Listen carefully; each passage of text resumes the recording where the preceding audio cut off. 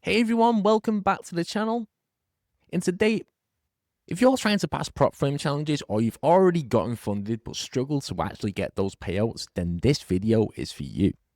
Today we're breaking down the best risk management tactics for prop firms, and I'm not just going to give you the theory. I'll show you step by step how to manage risk so you can actually pass challenges and keep your funding long enough to see them well-deserved payouts. Stick around until the end of the video because I'll also share which strategy fits best depending on whether you're brand new, just starting to get consistent, or already a profitable trader. But before we get into that, make sure you subscribe to the channel. We've noticed 90% of you haven't subscribed. Make sure to click the bell notification, we'll really appreciate it. And without further ado, let's get into the video. So let's start off with the basics. Prop firms aren't in business to make you rich. They're in business to make money off of your failed challenges. This is something that you've always got to keep in mind when you're trading on a prop firm, but they give you that extra leverage and funding to make more from your trades than ever before. The number one reason traders fail isn't because they don't know setups, it's because they don't respect risk management. Here's the reality: if you're risking 4 or 5% per trade, you're basically gambling. Some firms will even review your account and deny payouts if they see reckless risk taking. On the other side, if you're risking something tiny like 0.2% per trade, you'll spend months trying to hit profit targets, and by the time you get close, you're going to be mentally burnt out. So the real sweet spot is learning how to balance not blowing up with actually passing within a reasonable time frame.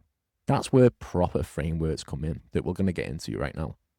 Now, there isn't a one-size-fits-all answer. The way I like to break it down is into 3 main approaches: conservative, normal, and aggressive. So the conservative approach is for traders who want almost zero chance of failing, unless their strategy itself isn't profitable. You want to risk around 0.25% per trade. And this works because most prop firms give you a 10% max drawdown. You'd need to lose 40 trades in a row to blow your account. If that happens, it really isn't the firm's fault, it's on you. The downside of this conservative approach though is it takes forever to pass, and really when you're trying to get these prop firm challenges, you want to be passing it and getting your payouts as quickly as possible. You could spend 6 months grinding through a challenge while someone with a smaller account but better risk allocation is already funded and pulling in them payouts that you're trying to get so desperately. And a normal approach is what I recommend for about 90% of traders, especially if you're on your first few challenges. You want to risk anywhere between 0.5% to 2% per trade, and this is what most traders do. And the way to work it out is take your max drawdown for whatever prop firm challenge you're using, divide it by 2, and then divide that by how many trades you take per week. For example, on a firm like FTMO with 10% drawdown, divide that by 2, that's 5%. If you take 5 trades a week, that's 1% risk per trade. If you take 10 trades, it's 0.5%. If you take only 3 trades, you can push it closer to 1.5 to 1.6%. And this works because you need to lose every single trade for 2 weeks straight to fail. And honestly, if you're profitable and you've already got that strategy beforehand, that's not really going to happen. The aggressive approach isn't for traders who are quite new. This is for people who are already profitable and want to cycle through challenges quickly. And how to work this out: you take your daily drawdown, subtract that by 1 to 2%, and then divide by how many trades you take per day. With a 5% daily loss limit, subtract 2%, that leaves 3%. If you usually take 2 trades, that's 1.5% risk per trade. The goal here isn't to pass every single challenge, it's to pass enough, get funded fast, and then focus on pulling in them payouts. Like I said though, this aggressive approach shouldn't be for traders who are really new and haven't already had a past experience. This is for experienced traders with multiple payouts under their belt, or traders who have another source of income and don't mind occasionally failing the challenge. Okay, so now you have the 3 different approaches, but here's where a lot of traders mess up. They say they're risking 1% per trade, but when you look at their lot size or contract size, they're risking a lot more. So let's go through how to calculate it properly, both for Forex prop firms and for futures prop firms.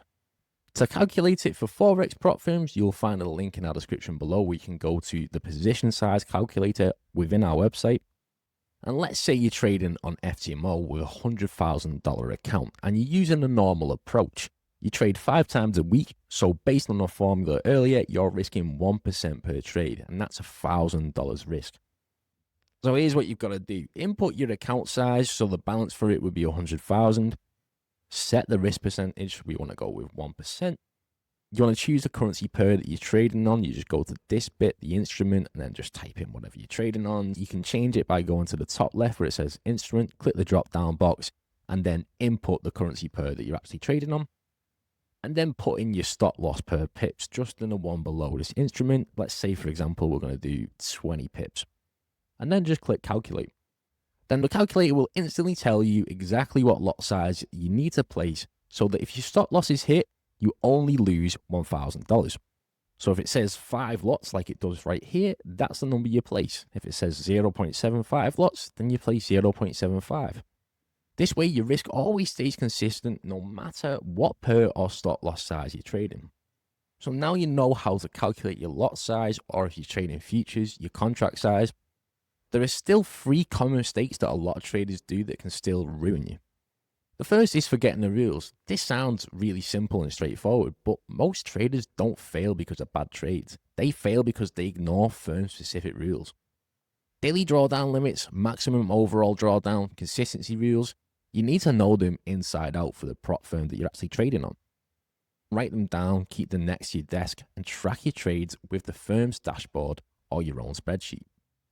The second is not using tools. If you're juggling multiple challenges or just forgetful like I am, tools like equity protectors are lifesavers. So what these do is automatically closes the trades if you hit a certain loss limit. Say 3% in a day or 9% overall, you can customize it to however you like. They're available on MetaTrader marketplaces. You've got some paid ones, but there are also a lot of free ones available as well. And the third is choosing the wrong risk amount for the stage that you're at. If you've never made money from trading, skip the aggressive risk tactic. Stick to the normal plan. Cap it at 1% per trade. And if you're profitable but inconsistent, start with the normal risk approach and only move to aggressive after you've had multiple payouts. But if you're seasoned and confident, aggressive risk can maximize your payouts. Just keep it on smaller accounts so the volatility doesn't crush you. So just to put it all together, here's the risk approaches that I recommend to each of you. If you're brand new to trading, go with the normal formula, but keep it conservative at 1% risk per trade. Just focus on learning trading, not rushing payouts. If you've got some experience in trading, use a normal formula more dynamically. 0.5% to 2% risk per trade, depending on how often you trade. This gives you balance between safety and speed. And if you've passed prop firm challenges before or you're comfortable with your trading ability, mix in those aggressive tactics, but only on smaller accounts. On larger accounts like 200,000 or 300,000, stay moderate because big swings knock you out quickly. At the end of the day, risk management is all about longevity. Prop firms want you to slip up, and it's your job as a trader to make sure that you don't. And to do that, that means staying disciplined, picking the right approach for your stage, and being consistent. Even if you've had some losses, with the right risk approach, you're not failing tons of accounts, and you can learn from this as you go along. So that's a whole blueprint for the best risk management tactics in prop firm trading and how to calculate your risk when you're trading. I would love to hear from you guys. Which approach are you going to be trying in your next prop firm challenge?